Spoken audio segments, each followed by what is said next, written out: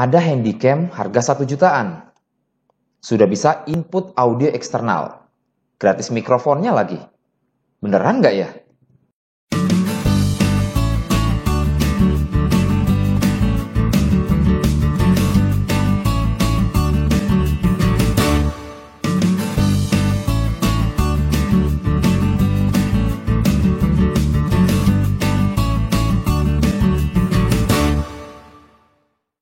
Assalamualaikum warahmatullahi wabarakatuh, Sobat Kreatif dimanapun berada. Bertemu lagi di Ruang Kreatif Official, channel yang membahas seputar dunia multimedia.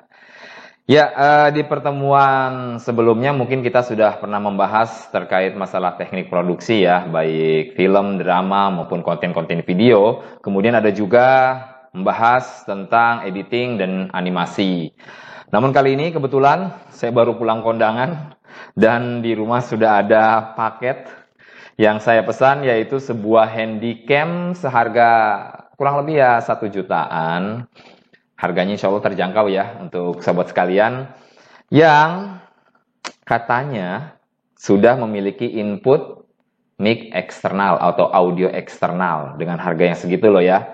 Nah, barangnya sudah ada di depan saya. Kita unboxing saja sekaligus mereview handycam ini. Ini adalah handycam Xbox 350 atau Xbox 350 ya. Kita langsung unboxing saja.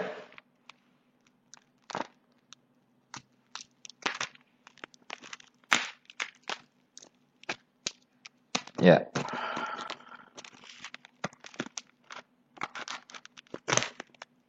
Dengan menggunakan bubble wrap juga ya, agar lebih aman.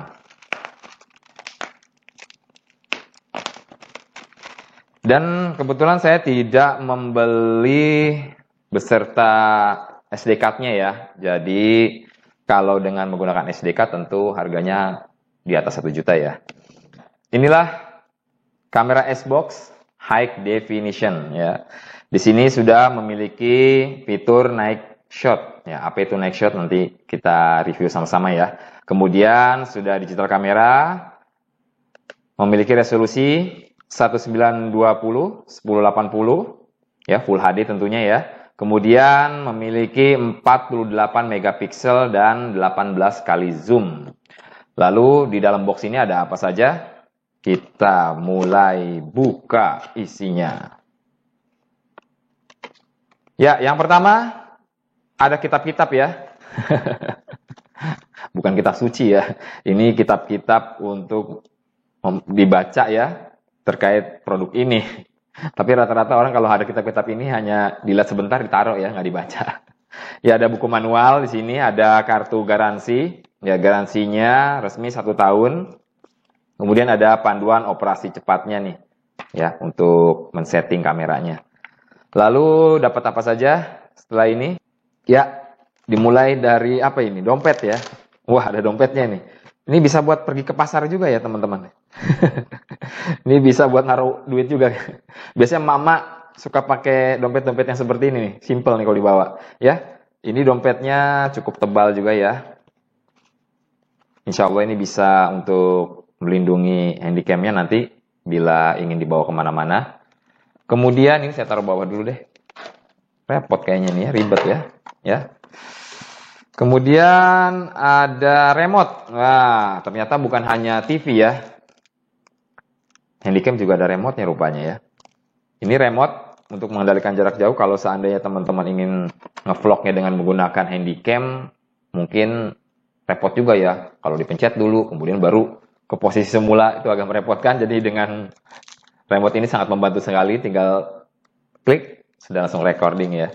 Oke, kemudian ada mikrofon eksternalnya ya, kita lihat. Oh, ini saya udah punya nih yang seperti ini ya. Dan dapat bonus baterainya juga ya. Kirain alkali nih baterainya. Ya, nanti akan kita bahas mengenai mikrofonnya. Kemudian tutup lensanya. Nah, ini tidak seperti handycam yang pernah saya beli ya. tutup lensanya ini menyatu dengan kameranya ya, seperti ini. Yang pernah saya beli ini udah sekitar 7 tahun yang lalu ya saya beli ya. Ini dia sudah menyatu dengan bodinya, jadi lebih simpel sebetulnya ya, yang seperti ini. Kemudian dapat apa lagi ya? Baterai. Kebetulan saya tidak membeli baterai cadangannya ya, karena saya mau tes dulu nih. Ntar udah beli baterainya ternyata handycamnya kurang bagus bagaimana? Sayang-sayang ya, karena baterainya lumayan mahal juga ya. Nah ini baterainya seperti baterai ponsel di zaman dahulu kala ya. Jadi baterai ini memiliki kapasitas 1000 mAh. Artinya kalau dilakukan perekaman ini selama kurang lebih hampir 2 jam lah ya. Kemudian ada kabel USB. Nah, ini kabel USB yang dimana kabel ini tidak mendapatkan pentolnya ya. Pentolnya. Tidak mendapatkan pentolnya, hanya kabel aja. Jadi kabel ini nanti bisa berfungsi sebagai kabel charger. Yang kalau teman-teman di lapangan mungkin tidak punya cadangan baterai, sehingga bisa menggunakan power bank yang dihubungkan langsung ke sini. Yang sedangkan yang kecilnya ini dihubungkan ke handycam ya. Nanti kita akan praktekkan ya. Atau bisa juga kabel ini berfungsi untuk input ke laptop teman-teman. Jadi kalau ingin melakukan live streaming, kabel ini juga bisa difungsikan untuk dihubungkan ke laptop. Misal menjadi pengganti webcam bawaannya laptop. Kan kadang-kadang kalau webcam bawaan laptop itu kurang bagus ya. Selanjutnya, wah ini apa ya? Oh ini tutup nanti yang diperuntukkan untuk menaruh mikrofonnya. Dan inilah penampakan handycamnya. Ya, seperti ini. Xbox Night Vision. Full HD 1080p. Nah, ini penampakan lensanya. Cukup besar ya. Ini handycam saya yang dulu ini lebih kecil ukurannya. Dan ini lebih besar ya. Kemudian di bagian atas ini untuk menaruh mikrofon eksternalnya. Kemudian di sini ada tombol untuk kanan kiri ya. Untuk zoom in, zoom out-nya. Di sini ada tombol recording ya. Jadi kalau kita mau merekod, teman-teman mau merekod, tekan dan matikannya juga ditekan di tombol yang sama, seperti itu. Kemudian di samping kirinya ini ada penutup yang terbuat dari karet ya. Jadi teman-teman kalau bisa, kalau merekam jangan terlalu lama terkena panas ya. Karena panas matahari juga bisa merusak dari kualitas dari karetnya ya. Jadi gampang sekali rusak karetnya ya. Nah di bagian atasnya ini ada input untuk mikrofon. Jadi di bagian atasnya ini, paling atas ini ada input mikrofon. Kemudian di bagian tengahnya ini ada input HDMI ya, untuk HDMI, mini HDMI ya. Di bagian bawahnya untuk casnya ini ya, penghubung charger atau penghubung ke laptop bila mana ingin menggantikan webcam bawaan laptop dari handycam ini. Lalu di bagian dalamnya kita buka, di sini ada layar yang lebarnya 3 inch. Ya, ini layarnya bisa dikedepanin juga loh teman-teman. Nah, jadi kalau ingin ngeplok kan enak tuh, ya layarnya. Jadi karena ada sebagian handycam yang tidak bisa diputar ke depan layarnya. Nah, untuk Xbox ini bisa diputar ya, tapi hati-hati mutarnya jangan terlalu kasar ya. Kemudian di sini ada power light. Jadi kalau layarnya dibuka, dia otomatis langsung on. Tapi kalau tidak on, bisa ditekan tombol power light ini. Ya, ditekan yang lama, kemudian dia akan nyala. Seperti itu. Kemudian di bagian bawahnya ada mode, menu, kemudian ada tombol atas bawah. Nanti akan kita praktekkan ya. Baik, untuk di bagian bawahnya ini, jika teman-teman ingin menggunakan tripod, maka silakan pasang di bagian sini ya. Kemudian ini ada penutup untuk baterai ya, tempat untuk baterai dan SD card ya. Nah, seperti ini bentuknya. Jadi naruhnya ini harus pas ya. Harus sama. Jadi posisi yang bulat ini ya, kalau teman-teman mungkin mau lihat. Nah, ini posisinya agak-agak bulat ya, beda dengan ujungnya ini. Ya, disamakan ya. Lalu tanda panahnya ini adanya di belakangnya. Nah, ini posisi tanda panah. Ya, mungkin biar jelas. Nah, tanda panah ini adanya di belakang. Kita masukkan dengan cara kita tarik dulu nih. Nah, seperti ini, dimasukkan. Kemudian dia mengunci. Jadi fungsinya ini untuk mengunci ya. Jadi ada klip untuk menguncinya. Nah, sedangkan di bagian atasnya ini untuk menaruh SD card-nya. Nah, kebetulan saya tidak membeli satu paket dengan SD card, jadi saya SD card-nya punya sendiri. Nah, pemasangan SD card-nya ini di bagian warna emasnya ini adanya di luarnya ya, bukan ke dalam. Jadi bukan posisinya bukan seperti ini menaruhnya, tapi dibalik. Nah, seperti ini. Ya. Tekan sampai bunyi klip. Nah, seperti itu. Kemudian kita tutup. Nah, nutupnya juga jangan kasar langsung plak gitu ya. Jadi kita tarik dulu. Nah, ini lebih nyaman dia ya. Baik. Sekarang kita mulai men-setup kameranya ya. Ya, mulai dari pemasangan mikrofon eksternalnya ya. Nah, ini di sini tempat baterainya. Nah, kita tarik. Lalu kita pasangkan di sini. Ingat ya, pairnya berarti di sini ya. Nah, oke. Kemudian kita tutup. Sebelum dipasang di sini, ini kendorkan dulu ya. Dikendorkan dulu. Kemudian baru masukkan. Seperti ini. Nah, oke, setelah terpasang, baru kemudian kita kunci. Baik, sekarang kita akan kenali dulu bagaimana cara men-setup dari Handycam S-Box ini ya. Kita buka layarnya. Nah, dia akan otomatis langsung on ya. Apabila tidak on, maka bisa tekan tombol di bagian atas ini. Ya, tombol ini juga bisa berfungsi untuk ketika kita ingin berubahnya menjadi night vision ya, atau hitam putih. Jadi kalau syuting di malam hari tidak ada cahaya atau cahayanya minim sekali, bisa dirubah menjadi night vision. Hanya saja dia berubah menjadi hitam putih seperti ini. Lalu cara mengembalikannya bisa ditekan lagi. Nah, seperti itu. Lalu apabila kita ingin melihat hasil dari rekaman kita tekan sekali lagi, maka dia akan berubah ikonnya menjadi lambang play gitu ya. Jadi tinggal di play aja di sini. Kemudian kita akan beralih ke tombol berikutnya. Di bagian bawah itu ada tombol menu. Nah, untuk di bagian tombol menu, di sini kita bisa atur mulai dari ISO ya. Layaknya DSLR aja ya, ada ISO-nya. Nah, di sini di bagian sini ada ISO-nya. Dari mulai ada pemilihan auto 100, 200, 400 ya. Kemudian di bagian sini ada efek. Biasanya sih kalau efek ini jarang saya gunakan ya. Jadi manual aja. Baik, kita masuk ke bagian sharpness. Nah, ini ada pilihan, ada soft, ada sharp, ada normal.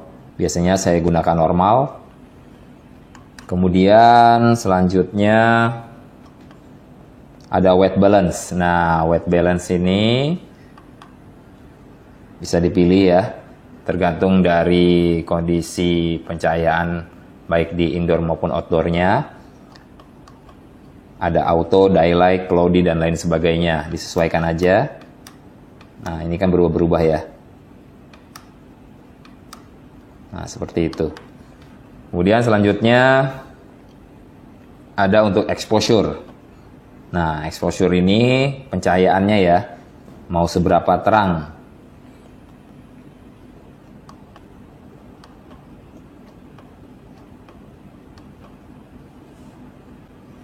Kemudian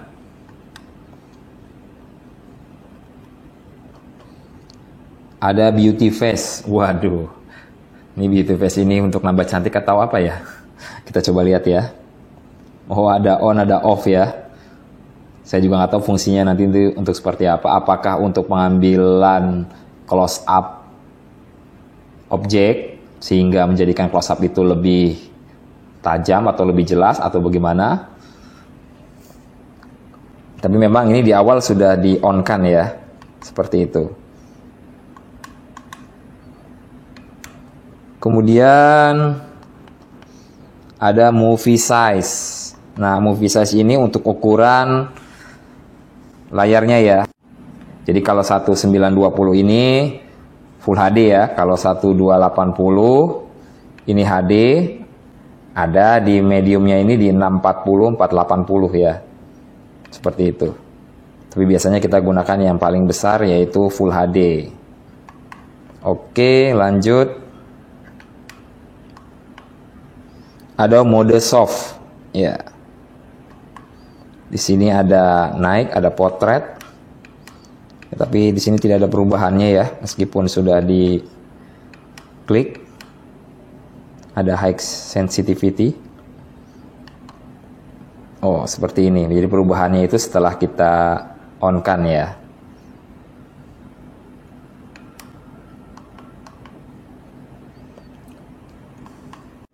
Jadi di sini memang tidak ada settingan untuk format videonya ya, MP4 ataukah AVI atau MOV dan lain sebagainya.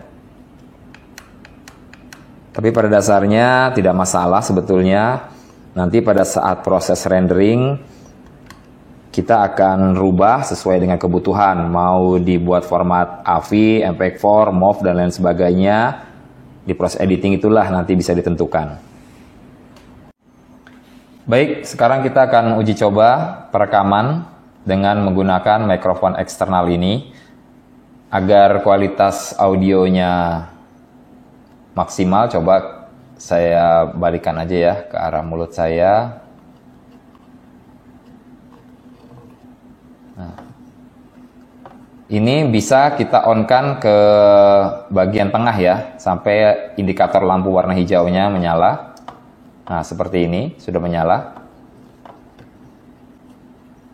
Baik, sekarang kita pasangkan terbalik aja ya. Nah, seperti ini. Nah, untuk perekamannya, seperti tadi yang sudah saya jelaskan, ada di bagian sini. Dan untuk mematikannya juga di bagian ini juga. Kita mulai perekaman.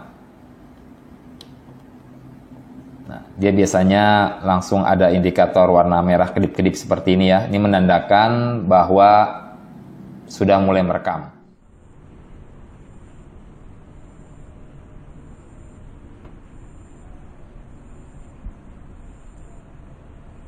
Ya, inilah hasil kualitas gambar dari Handycam S-Box S350 di pagi hari dengan pencahayaan yang cukup baik. Lalu kita akan coba zoom salah satu objek di sini.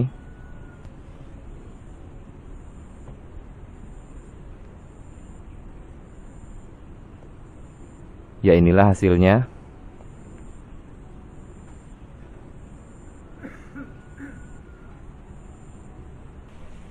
Untuk audio saya gunakan mikrofon eksternalnya.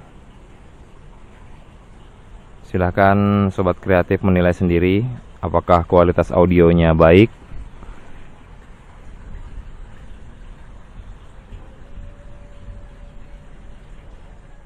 Baik sobat kreatif, saat ini sudah di posisi malam hari, sangat minim cahaya sekali. Ini dengan mode normal. Lalu kita arahkan ke area yang lebih gelap lagi. Kita rubah menggunakan night shot ya. Ya, yang tadinya pohon ini tidak terlihat, dengan menggunakan night shot lebih terlihat ya, walaupun tidak begitu jelas tapi cukup membantu. Hanya bedanya ini berubah menjadi hitam putih. Kita kembalikan ke mode normal. Ya, tidak terlihat lagi pohonnya. Baik, sekarang kita akan uji coba menggunakan clip-on ya. Baik clip-on yang tidak memiliki daya listrik sendiri seperti ini, maupun clip-on yang memang sudah memiliki daya listrik. Bisa dengan menggunakan clip-on yang menggunakan baterai atau dicas seperti ini ya. Kita akan coba. Pertama, kita akan mencoba dengan menggunakan clip-on yang tidak memiliki daya listrik.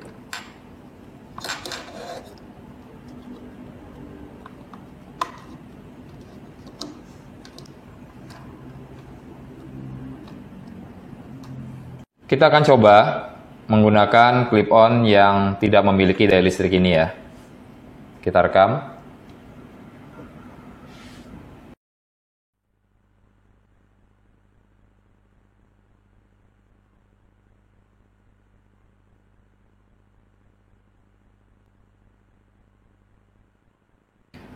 Dan terbukti bahwa clip-on yang tidak memiliki daya listrik ini tidak dapat merekam suara. Lalu bagaimana dengan clip-on yang kedua?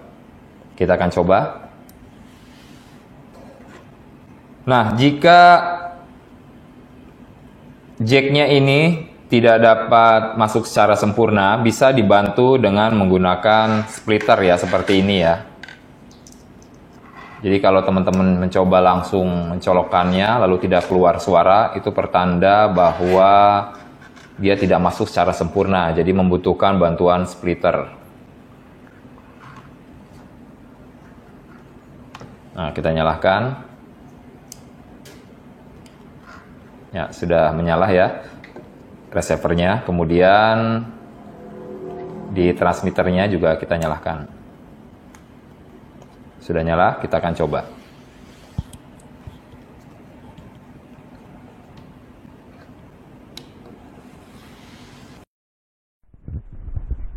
Cek sound dicoba dengan menggunakan clip-on yang memiliki daya listrik sendiri. Audionya dapat terekam dengan baik. Berbeda dengan clip-on yang pertama yang tidak memiliki daya listrik, maka dipastikan tidak dapat terekam suaranya.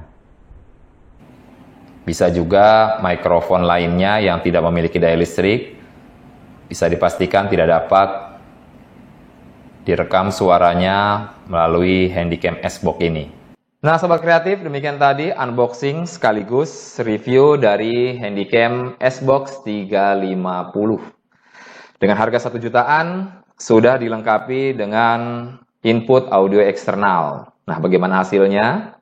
Kalau memang worth it, silahkan dimiliki.